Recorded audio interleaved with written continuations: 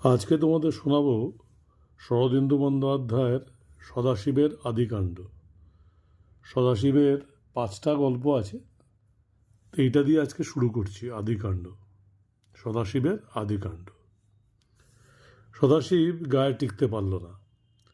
একে তো সব বাপ মামারা ছেড়ে মামার বাড়িতে মানুষ, তার ওপর গা শুদ্ধ লোক তার ওপর চটা। সবাই বলে আমরা না খেয়ে খেয়ে শুকিয়ে গেলাম, আর তোর এমন তেল চিকচিকে চেহারা হলো কি করে? নিশ্চয়ই আমাদের খাবার চুরি করে খাস। সদাশিব কাঁদো কাঁদো হয়ে বলে, কখনো না। কার চুরি করে খেয়েছি তোমরাই বলো। তা অবশ্য কেউ বলতে পারে না, কিন্তু শাসিয়ে দেয়, যেদিন ধরবো সেদিন হার একঠাই মাস একঠাই করে দেবো। সত্যি গ্রামের অবস্থা ভারী শোচনীয় হয়ে উঠেছে। মহারাষ্ট্র দেশের এক প্রান্তে পশ্চিমঘাটের খাজের মধ্যে ছোট্ট গ্রামটি এতদিন বেশ সুখে স্বাচ্ছন্দ্যে ছিল, কিন্তু কয়েক বছর থেকে এমন উৎপাত আরম্ভ হয়েছে যে বলবার কথা নয়। রাজায় রাজায় যুদ্ধ বেঁধেছে। উত্তর থেকে মোগলেরা এসে দৌলতাবাদ মহলে বসেছে, আর দক্ষিণে আছে আদিল শাহী বিজাপুর রাজ্য। দুই পক্ষে ঠোকাঠুকি লেগেছে। যুদ্ধ তো চলছেই, তার ওপর দুই পক্ষের সিপাহীরা সুবিধা পেলেই গ্রাম লুট করছে। গ্রামবাসী চাষারা সারা বছর পরিশ্রম করে যা 2-4 আনা জোয়ার বাজরি তুলেছে তা গ্রামবাসীদের পেটে যাচ্ছে না, বেশিরভাগই সিপাহীরা লুটে নিয়ে যাচ্ছে। কথায় বলে, রাজায় রাজায় যুদ্ধ হয়, উলুখাগড়ার প্রাণ যায়। গ্রামের অবস্থা হয়েছে তাই। আধপেটা খেয়ে গ্রামের লোক কোনো রকমে বেঁচে আছে। উপরন্তু সম্প্রতি আর এক উপসর্গ হয়েছে। শিবাজি নামে এক মারাঠা যুবক একদল ডাকাত জোগাড় করে চারদিকে লুটতরাজ করে বেড়াচ্ছে। গরিব চাষাদের ওপর সে হানা দেয় না, তার নজর রাজা বাদশাহর ওপর। ভারী ডাকাবুকা লোক, কাউকে ভয় করে না।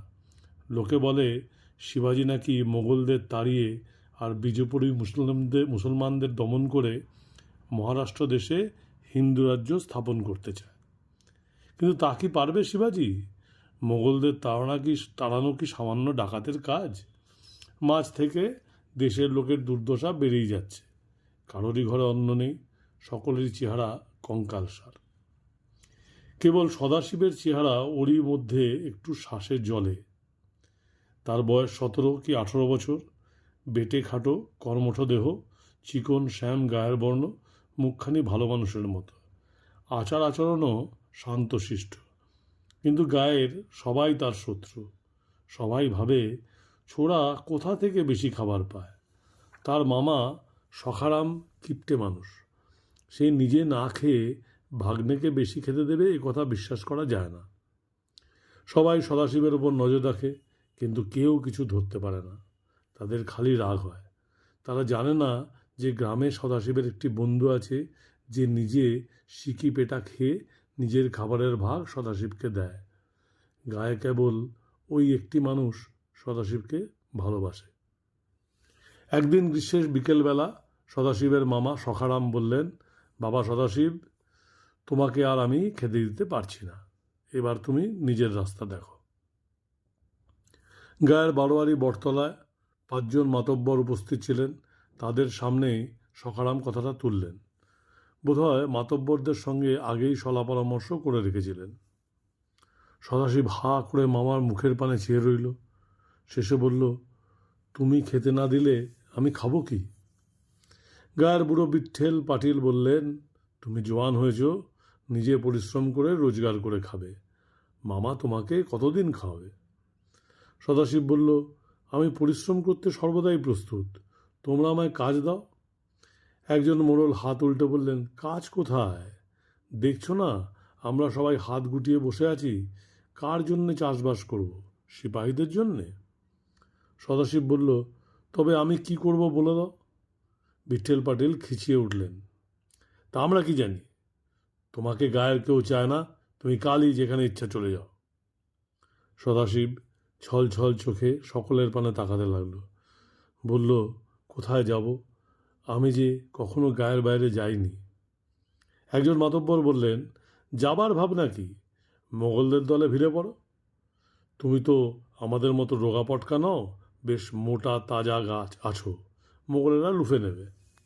আরেকজন বললেন, বিজাপুরীর দলেও যোগ দিতে পারো।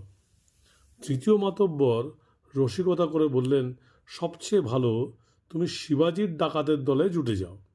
তোমার চুরি করা অভ্যাস আছে, ডাকাতের দলে খুব কদর হবে। সদাশিব আর কিছুক্ষণ সেখানে দাঁড়িয়ে রইল, তারপর আস্তে আস্তে নদীর কিনারে বসল। গ্রামের প্রান্তে ছোট্ট পাহাড়ি নদী, গ্রীষ্মের তাপে প্রায় শুকিয়ে এসেছে। তীরে ঝোপঝাড় জঙ্গল, একটি পনস গাছ নিঝুমভাবে দাঁড়িয়ে আছে, গাছে একটুও ফল নেই। ইচোড় অবস্থাতেই গায়ের লোক পেড়ে নিয়ে গেছে। সদাশিব তার একটা নিচু ডালে উঠে বসে গুড়িতে ঠেস দিয়ে ভাবতে লাগলো। সদাশিব অনেকক্ষণ বসে ভাবল, কিন্তু কোনো কুল কিনারা পেল না। এদিকে সন্ধে হয়ে আসছে। সদাশিব যখন ডাল থেকে নেমে নদীর তীর থেকে দুটো নুড়ি কুড়িয়ে আনলো, নুড়ি দুটি পনস গাছের ডালের ওপর রেখে গায়ে ফিরে চলল। দুটি নুড়ির সংকেত কেবল একজন বুঝবে, 2 প্রহর রাতে এখানে এসো, দেখা হবে। ফিরে যেতে যেতে সদাশিব দেখল গায়ের ঝি বউরা নদীতে জল নিতে আসছে। সে তাদের এড়িয়ে অন্য দিক দিয়ে গ্রামে ফিরে গেল। পাহাড়ের উপত্যকায় রাত্রি আসে তাড়াতাড়ি। সদাশিব ফিরে এসে মামির দেওয়া আধখানা শুকনো বাজরা রুটি খেয়ে বাইরের দাওয়ায় শুয়ে ঘুমিয়ে পড়ল। তার ঘুম ভাঙল রাত দুপুরে। পূব আকাশে কৃষ্ণপক্ষের চাঁদ উঠি উঠি করছে। সদাশিব নিঃশব্দে উঠে ছায়ার মতো নদীর পানে চলল। পনস গাছের তলায় অন্ধকার, কিন্তু সদাশিব অন্ধকারে দেখতে পায়। সে দেখল গাছের নিচু ডালে ঠেস দিয়ে একটি মেয়ে দাঁড়িয়ে আছে। গায়ের মোড়ল বিঠ্ঠল পাটেলের মেয়ে কুমকুম। সদাশিব তার পাশে গিয়ে গাছের ডালে ঠেস দিয়ে দাঁড়ালো। কুমকুমের বয়স যদিও 13-14 বছর, তাকে দেখলে মনে হয় 9-10 বছরের মেয়ে। ছোটোখাটো শরীরটি, কিন্তু বেশ সৌষ্ঠব আছে। বেশি কথা কয় না, কিন্তু ভারী বুদ্ধিমতী। এতটুকু মেয়ের যে এত বুদ্ধি থাকতে পারে তা কেউ ভাবতেও পারে না। ফিস ফিস করে কথা হলো। সদাশিব বলল, কুঙ্কু, সব খবর জানিস তো? কুঙ্কু বলল, জানি। এই নাও খাও, বলে হাতের খাবার সদাশিবের মুখের কাছে ধরল। সদাশিব খাবারে কামড় দিয়ে দেখল পুরনপুরি। অনেক দিন সে পুরনপুরি খায়নি। মনের সুখে চিবোতে চিবোতে বলল, এবার আমি চলে যাব, তুই পেট ভরে খেতে পারবি। সিকি পেটা খেয়ে খেয়ে তোর বার বৃদ্ধি কমে গেছে। কুঙ্কু বলল, আহা, ভারী জানো তুমি। সিকি টুকরো রুটি খেয়েই আমার পেট ভরে যায়। রুটি কি ফেলে দেবো? তাই তোমার জন্য রেখে দিই। এতক্ষণে চাঁদ একটু উঁচুতে উঠেছে। গাছের পাতার ভিতর দিয়ে ঠান্ডা জ্যোৎস্না তাদের মুখে পড়ছে। সদাশিব বলল, আমি চলে গেলে কি করবি? কুঙ্কু এ কথা জবাব দিল না। বলল, সকালেই চলে যাবে? সদাশিব বলল, হাঁ। তোর বাবা গায়ের পাটিল, সেই চলে যেতে বলেছে। যদি না যাই মেরে তাড়াবে। ভাবছি সকাল হবার আগেই চলে যাব। কুঙ্কু বলল, কোথায় যাবে? সদাশিব কিছুক্ষণ পুরনপুরি চিবিয়ে বলল, তা জানি না। কেউ বলে মোগলের দলে যাও, কেউ বলে বিজাপুরীদের দলে যাও। তুই কি বলিস? কুঙ্কু বলল, আমি বলি তুমি পুনায় যাও, শিবাজির দলে যোগ দাও। শিবাজিকে লোকে ডাকাত বলে, কিন্তু তিনি সত্যি ডাকাত নয়। তিনি বিদেশি শত্রুদের দেশ থেকে তাড়াবার জন্য লড়ছেন। তিনি যখন রাজা হয়ে বসবেন তখন দেশে সুখ শান্তি ফিরে আসবে। সদাশিব উৎসাহ ভরে উঠল, বলল, তুই ঠিক বলেছিস কুঙ্কু, আমি শিবাজির দলে যোগ দেব। মোগল আর বিজাপুরীদের জ্বালায় পেট ভরে খেতে পাই না, ওদের দেশ থেকে তাড়াব। পুরনপুরি খাওয়া শেষ হচ্ছিল। কুঙ্কু সদাশিবের হাতে একটা থলি দিয়ে বলল, এটা নাও, পথে কাজে লাগবে। থলিতে কি আছে সদাশিব জিজ্ঞাসা করল না। থলিটা কাঁধে ফেলল। কুঙ্কুর কাঁধে হাত রেখে বলল, কুঙ্কু, এবার তবে যাই, আবার দেখা হবে। কুঙ্কু বলল, এসো, আবার দেখা হবে। কুঙ্কু দাঁড়িয়ে রইল। সদাশিব বেরিয়ে পড়ল। সে আর ফিরে যাবে না, সিধা পুনার দিকে যাত্রা করবে। আকাশে চাঁদ আছে, এই বেলা বেরিয়ে পড়াই ভালো। কিন্তু পুনার দিকে যেতে হলে গ্রামের ভিতর দিয়ে যেতে হয়। সদাশিব গ্রামের ভেতর দিয়ে চলল। মরা জ্যোৎস্নায় অসার গ্রামটিও যেন মরে গেছে। সদাশিব একটি নিঃশ্বাস ফেলল। তার চোখ ছলছল করতে লাগল। কুঙ্কুদের বাড়ির পাশ দিয়ে যেতে যেতে সদাশিব দেখল বিঠ্ঠল পাটিলের ঘোড়াটা বাড়ির সামনে মাঠে বাঁধা আছে। ঘোড়াটার চেহারা দেখে দুঃখ হয়, হাড় জিরজির করছে। যে গায়ে মানুষই পেট ভরে খেতে পায় না, সে গায়ে ঘোড়াকে কে খেতে দেবে? গ্রীষ্মকালে বনের ঘাসও শুকিয়ে গেছে। ঘোড়াটার পানে চেয়ে চেয়ে সদাশিবের মনে ভারী কষ্ট হলো। আহা, ঘোড়াটার বোধহয় বাঁচবে না, না খেতে পেয়ে মরে যাবে। এমন একটা জন্তু না খেয়ে মরে যাবে? তার চেয়ে সদাশিব একবার সতর্কভাবে চারদিকে তাকালো। নিঃশব্দ নিশুতি গ্রাম, কোথাও সাড়া নেই। সে পা টিপে টিপে ঘোড়ার কাছে গেল। তার গলার রশ্মি খুলে দিয়ে মুখে লাগাম বসালো। তারপর লাগাম ধরে ঘোড়াটাকে গ্রামের বাইরে নিয়ে চলল। গ্রামের বাইরে গিয়ে সদাশিব ঘোড়ার পিঠে চড়ে বসল। তারপর পুনার দিকে মুখ করে ঘোড়া চালিয়ে দিল। গ্রাম থেকে পুনায় যাওয়ার কোনো সড়ক নেই, পাহাড় জঙ্গল ভেদ করে যেতে হয়। তবে পুনা শহরটা কোন দিক থেকে কোন দিকে তা মোটামুটি সদাশিবের জানা ছিল।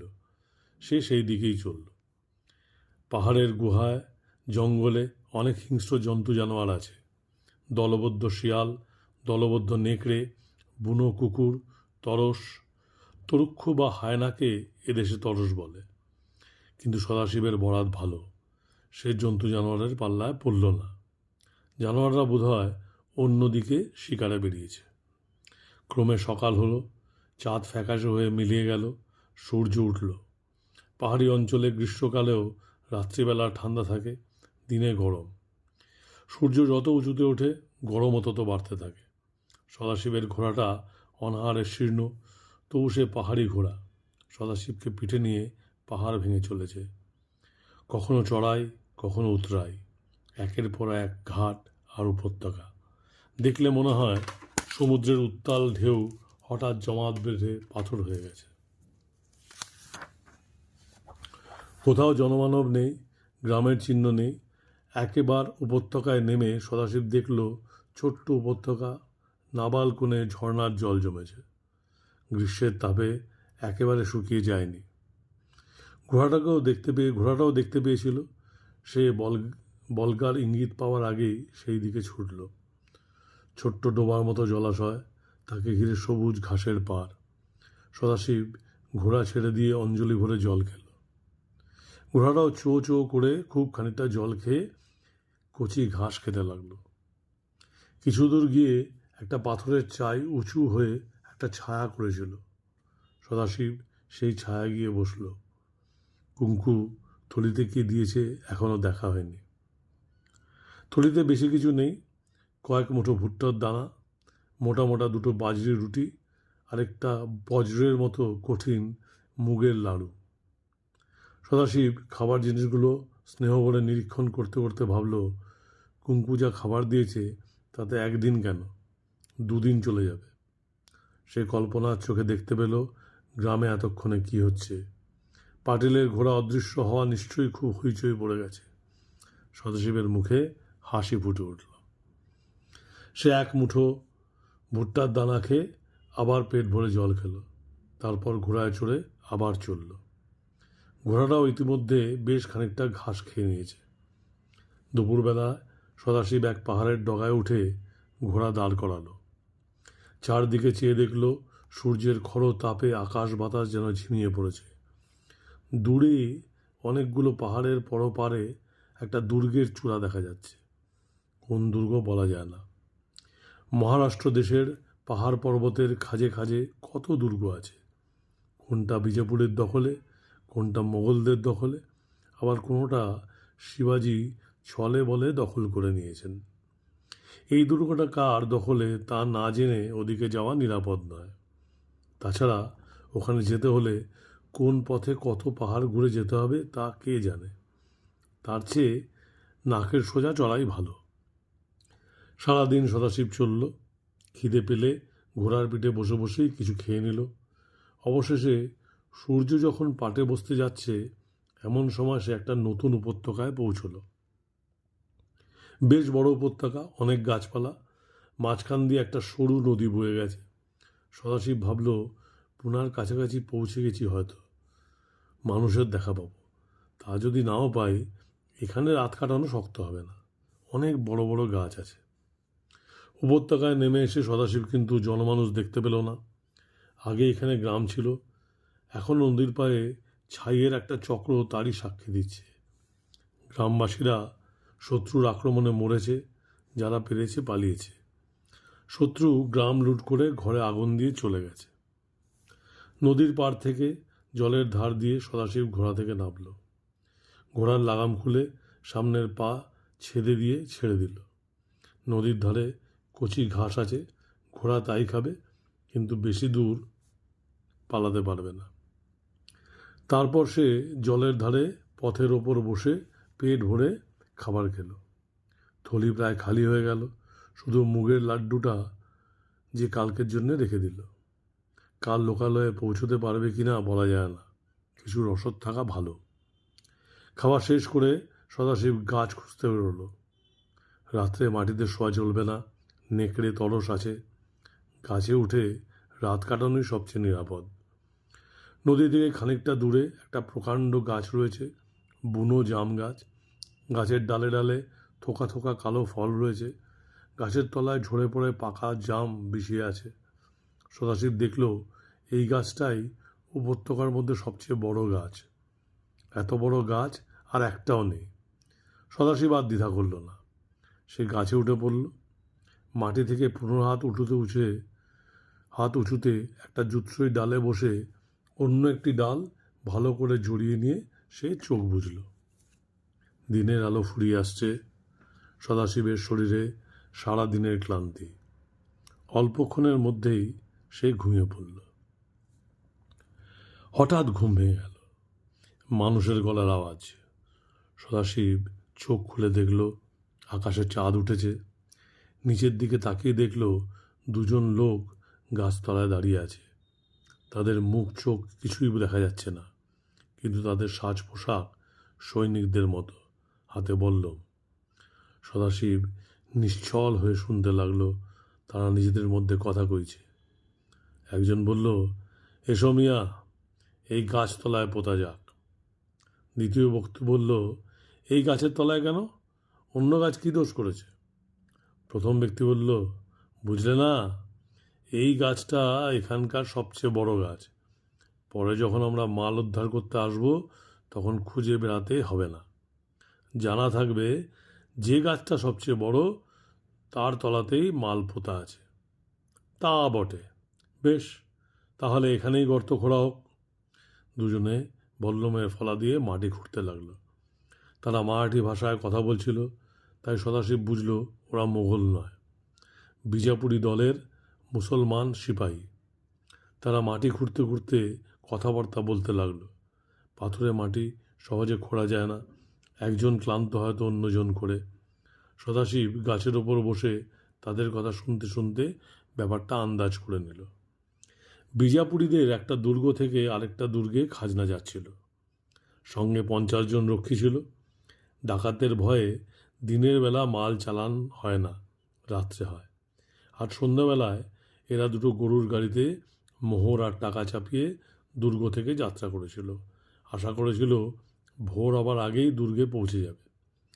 দুই দুর্গের মাঝে কেবল 10-12 ক্রোশের তফাৎ, কিন্তু ডাকাতেরা ঘোড়ায় চলে এসেছিল। এদের সঙ্গে এরা পারল না। রক্ষীদের মধ্যে কয়েকজন মারা গেল, কয়েকজন পালিয়ে গেল। ডাকাতেরা একটা গরুর গাড়ির মাল লুটে নিল। দ্বিতীয় গরুর গাড়িটিকে যখন একদল রক্ষী পাহারা দিচ্ছিল, ডাকাতেরা এবার সেটাকে আক্রমণ করল। কিন্তু আক্রমণ করার সঙ্গে সঙ্গে ডাকাতের দলের একজন লোক গুরুতর আহত হলো, তার ঘোড়াটাও মারা পড়ল। সে বোধহয় দলের নেতা। ডাকাতেরা তখন আহত নায়ককে তুলে নিয়ে তাড়াতাড়ি চলে গেল। দ্বিতীয় গরুর গাড়িটা লুট করল না। ডাকাতেরা যখন চলে গেল, তখন রক্ষীদের মধ্যে মাত্র 11 জন লোক আছে। 5-6 জন মরে গেছে, বাকি পালিয়েছে। সেই 11 জন নিজেদের মধ্যে পরামর্শ করল, ডাকাতেরা তো একটা গরুর গাড়ি লুটে নিয়ে গেছে, এরা 11 জন দ্বিতীয় গরুর গাড়ির মাল নিজেদের মধ্যে ভাগ করে নেবে। তারপর কাল সদরে গিয়ে বলবে 2টো গাড়ি লুট হয়ে গেছে। কেউ আর অবিশ্বাস করবে না। দ্বিতীয় গাড়িতে কেবল মোহর ছিল। 11 জন নিজেদের মধ্যে মোহর সমান ভাগ করে নিয়ে যে যার নিজের ইচ্ছার দিকে চলে গেল। এরা 2 জন এখানে এসেছে গাছতলায় নিজের ভাগের মোহর পুঁতে রেখে সদরে ফিরে যাবে। তারপর সুযোগ সুবিধা বুঝে এখানে ফিরে আসবে এবং গুপ্তধন তুলে নিয়ে যাবে। সদাশিব গাছে বসে সব শুনল। সে চুপটি করে রইল। একটু নড়লে চললে এরা যদি টের পায় তাহলে তাকে কেটে ফেলবে। যা হোক, গর্ত খোঁড়া হলে ওরা 2টো থলি তার মধ্যে রেখে আবার মাটি চাপা দিল। তারপর কথা বলতে বলতে চলে গেল। সদাশিব শুনতে পেল একজন বলছে, সেপেহির কাজ আর নয়, এবার এই টাকা দিয়ে একটা দোকান খুলব, খুব বড়, আতর গোলাপের দোকান, হবে না? অন্য সিপাহী বলল, আরে মিয়া, ওসব মতলব ছাড়ো, দোকান করলেই লোকের চোখ টাটাবে, তার চেয়ে চুপটি করে ঘরে বসে গিয়ে আর তোমাকে খেটে খেতে হবে না। আমি তো মাল নিয়ে হজ করার নামে বেরিয়ে পড়ব, একেবারে দিল্লিতে গিয়ে বসবো, তারপর 2 দিন যেতে না যেতেই দেখবে ওমরা হয়ে বসেছি। সুবহান আল্লাহ। কথা বলতে বলতে তারা চলে গেল। সদাশিব অনেকক্ষণ কান খাড়া করে রইল। যখন দেখল কোনো দিক থেকে সারা শব্দ আসছে না, তখন সে আস্তে আস্তে গাছ থেকে নামল। গর্তের ঢিলা মাটি আঙুল দিয়ে খুঁড়তে বেশি কষ্ট হলো না। গর্তের তলা থেকে 2টি থলি বেরিয়ে এলো। সদাশিব গুনে দেখল প্রত্যেক থলিতে 400 চকচকে সোনার টাকা। সে আগে কখনো সোনার টাকা দেখেনি। চোখ গোল করে তাকিয়ে রইল। এই সময় হঠাৎ পেছন দিকে ঘোড়ার ঘোরের শব্দ। সদাশিব চমকে উঠল। ঘাড় ফিরিয়ে দেখল প্রায় 100 গজ দূরে নদীর ধার দিয়ে একদল ঘোড়সওয়ার আসছে। তারা ঘোড়া ছুটিয়ে আসছে না, কদম চালে আসছে। সদাশিব বিদ্যুৎ বেগে সোনার টাকাগুলো নিজের থলিতে ভরল, থলিটা শক্ত করে কোমরে বাঁধল। তারপর আবার গাছে উঠে বসল। গাছের তলায় বেশি আলো নেই, ঘোড়সওয়াররা বোধহয় তাকে দেখতে পায়নি। ঘোড়সওয়ারের দল সদাশিবের গাছের পাশ দিয়ে যখন যাচ্ছে, তখন একজন সওয়ার হাত তুলে বলল, দাঁড়াও। সকলে দাঁড়ালো। সওয়ার বলল, নদীর কাছে ওটা কি জানোয়ার? আরেকজন বলে উঠলে, জয় ভবানী, ঘোড়া। এখানে ঘোড়া এলো কোত্থেকে? আরেকজন বলল, ঘোড়া কোত্থেকে এলো জানবার দরকার নেই, ধরে নিয়ে এসো ঘোড়াটাকে, আমাদের দরকার। 2 জন সওয়ার ঘোড়া থেকে নেমে নদীর দিকে গেল। সদাশিব গাছের উপর থেকে সব দেখতে পাচ্ছিল। এরা যে মারাঠা হিন্দু তা এদের কথা শুনেই বোঝা যায়। হয়তো যে ডাকাতের দল বিজাপুরীদের খাজনা লুট করেছে এরা তারাই। কিন্তু এরা যদি সদাশিবের ঘোড়া নিয়ে চলে যায় তাহলে তো ভারী বিপদ। সদাশিব তাহলে শিবাজির কাছে যাবে কি করে? সদাশিব গাছের ওপর স্থির থাকতে পারল না। হোক ডাকাতের দল, তাই বলে তার ঘোড়া নিয়ে যাবে? সে গাছ থেকে নেমে এলো। ঘোড়সওয়ারের দল হঠাৎ গাছ থেকে একটা লোক নেমে আসছে দেখে অবাক হয়ে গেল। আরে, এ আবার কে? একজন বল্লম বাগিয়ে বলল, কে রে তুই? সদাশিব মোটেই ভয় পেল না। বলল, আমি তোমাদের সর্দারের সঙ্গে কথা বলতে চাই। সওয়ারেরা সর্দারকে দেখিয়ে দিল। সদাশিব সর্দারের সামনে গিয়ে দাঁড়ালো। সর্দারের বয়স বেশি নয়, বড় জোর 20-21। সর্দার ঘোড়ার পিঠে বসে আছে, 2 হাতে একজন আহত লোককে সামনে ধরে আছে। সর্দার কোলের লোকটিকে বলল, জেসা, তোমার কষ্ট হচ্ছে না? আহত ব্যক্তি বলল, কিছু কষ্ট হচ্ছে না, তুমি আমাকে ঘোড়ার পিঠে বসিয়ে দাও, আমি ঠিক যেতে পারবো।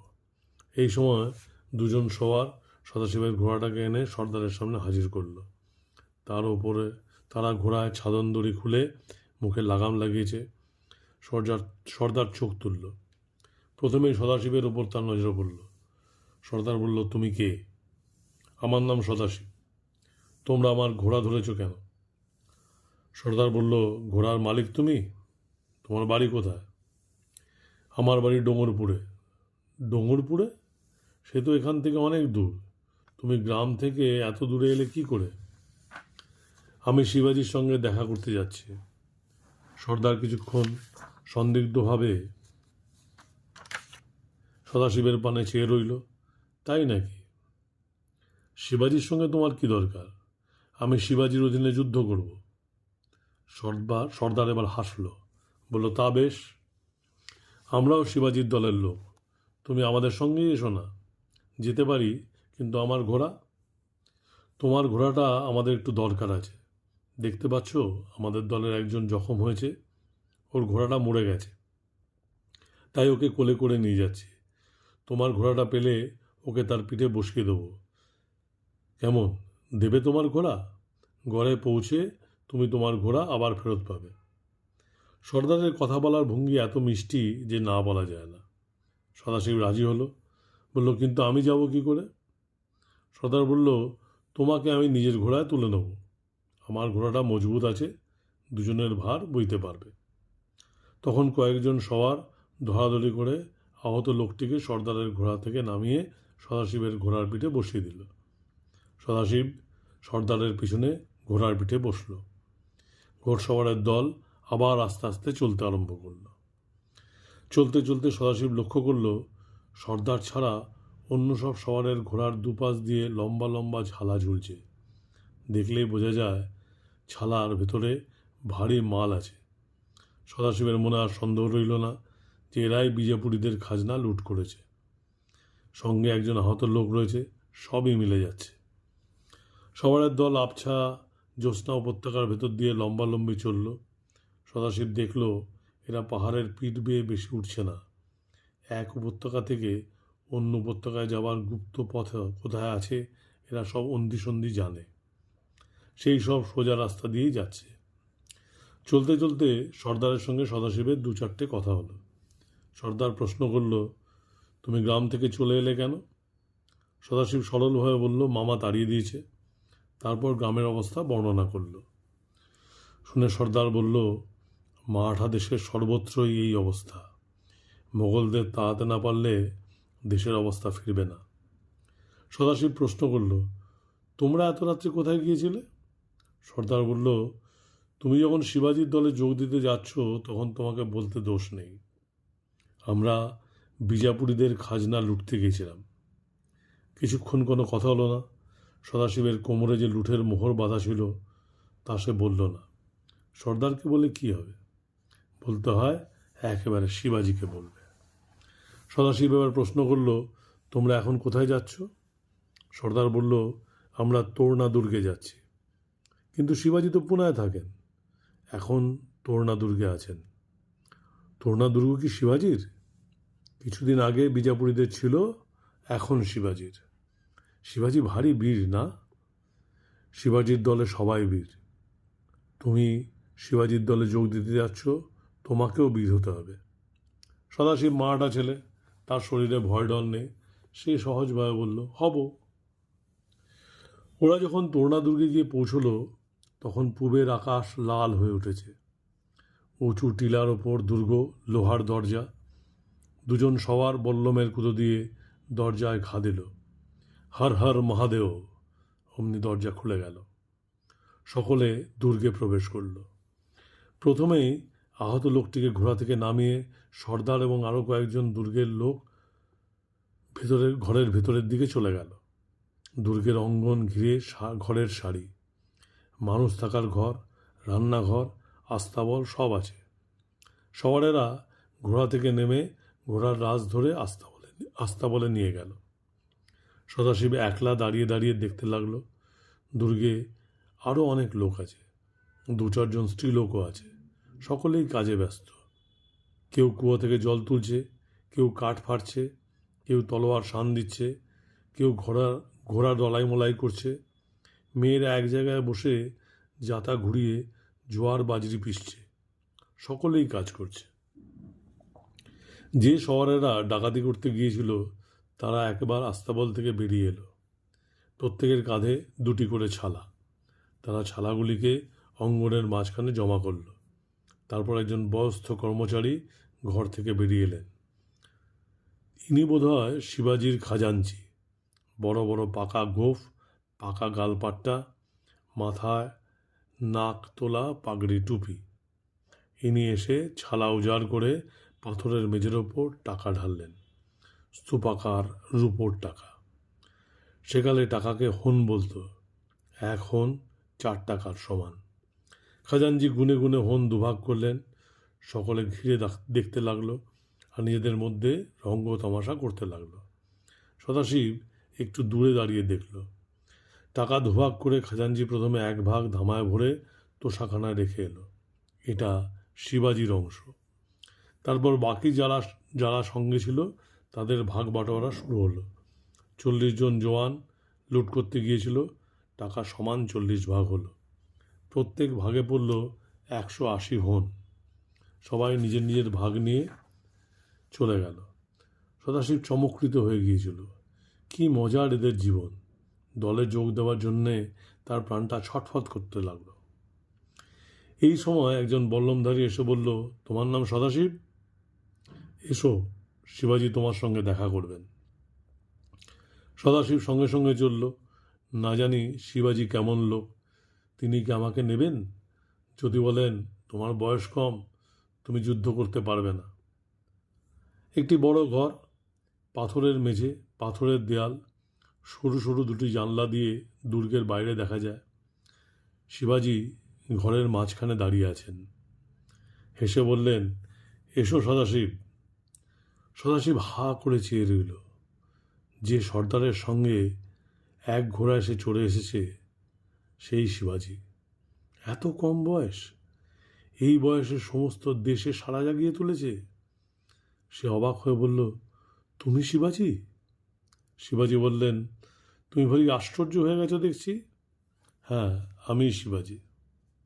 সদাশিব বলল, তুমি নিজে গিয়েছিলে লুট করতে? হ্যাঁ, নিজের কাজ আমি নিজেই করি। তুমি একজন আহত লোককে কোলে করে আনছিলে? ও আমার বাল্যবন্ধু জেসাজি কঙ্ক। ও যদি জখম না হতো তাহলে 2টো গাড়ি লুট করতে পারতাম, কিন্তু সে যাক। তোমার বয়স কত? সদাশিব বলল, 17 কি 18। শিবাজি বললেন, বেশ, যুদ্ধ করবার বয়স হয়েছে, কিন্তু তোমার হাতিয়ার কই? হাতিয়ার না হলে কি দিয়ে যুদ্ধ করবে? সদাশিব হা করে চেয়ে রইল। হাতিয়ার?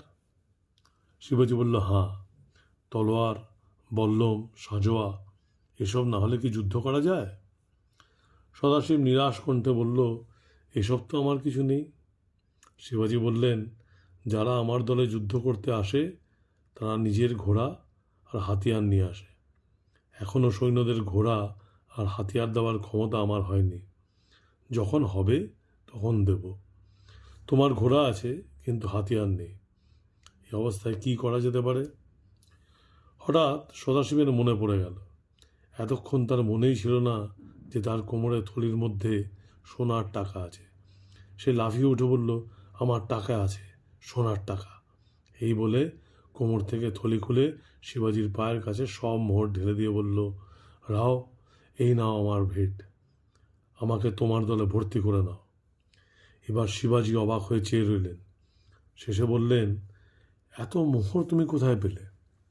সদাশিব তখন মোহর পাওয়ার ইতিহাস বলল। শুনে শিবাজি খুশি হয়ে তার পিঠ চাপড়ে দিয়ে বললেন, সাবাস, আমরা লুটেছি রূপোর টাকা আর তুমি লুটেছ সোনার মোহর। তোমার বুদ্ধিও আছে দেখছি। তোমার মতো লোক আমি চাই। সব মোহর আমাকে দিতে হবে না, তবে আমার যখন টাকার দরকার তাই তোমার টাকা আমার তোষাখানায় জমা রাখলাম। যখন চাইবে তখনই ফেরত পাবে। উপস্থিত একটি মোহর তুমি নিজের কাছে রাখো। 1 মোহরে তোমার সমস্ত হাতিয়ার হবে। তুমি তলোয়ার খেলা জানো? সদাশিবের বুক আবার দমে গেল। সে বলল, না। শিবাজি বললেন, সেজন্য ভাবনা নেই। আমার নাপিত জীব মহলা মহারাষ্ট্র দেশের সেরা তলোয়ারবাজ। সে তোমাকে তলোয়ার খেলা শেখাবে। 1 মাসের মধ্যে তুমি শিখে যাবে। সদাশিব উদ্গ্রীব হয়ে বলল, আমি কবে তোমার সঙ্গে লড়াই করতে বেরোবো রাও? শিবাজি তার আগ্রহ দেখে হাসলেন। তার কাঁধে হাত রেখে বললেন, তার এখনো দেরি আছে। সামনে বর্ষা এসে বলল, বর্ষার সময় কোনো কাজ হয় না, এই কমাস তুমিও তৈরি হয়ে যাবে, তারপর দশহরার দিন বেরোবো, কি বলো? হাঁ রাও। শিবাজি তখন খাজাঞ্চিকে ডেকে মোহরগুলো নিয়ে যেতে বলল, আর তলোয়ারবাজ জীবমোহনাকে ডেকে বললেন, জীবা, তোমার একজন সাগরেদ এসেছে, একে ভালো করে তলোয়ার খেলা শেখাও। এটা হলো সদাশিবের আদিকাণ্ড। সদাশিব শিবাজির দলে ঢুকলো। এরপরে আসবে সদাশিবের অগ্নিকাণ্ড।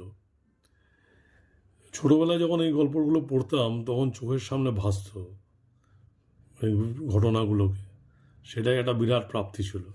তাই আজকে যখন আবার শিবাজি, সদাশিব এগুলো পড়ছি, তখন ছোটবেলার কথা মনে পড়ে যাচ্ছে।